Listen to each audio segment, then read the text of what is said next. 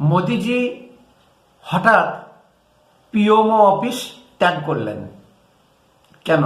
মোদিজি PMO office ত্যাগ করলেন তার অনেকগুলো কারণ আছে।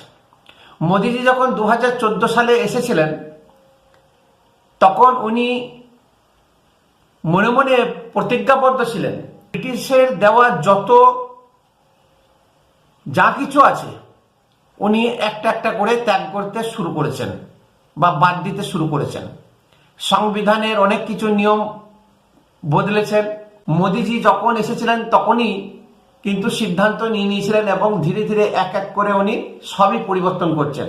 নতুন বিল্ডিং তৈরি করেছেন, তার নাম দিয়েছেন সেবা তীর্থ। এই সেবা তীর্থ নাম এই কারণে দেওয়া হয়েছে, জনগণের সেবক হিসাবে কাজ করতে হবে। প্রধানমন্ত্রী নিজেকে জনগণের সেবক হিসাবে তুলে ধরেছেন বা ধরেন।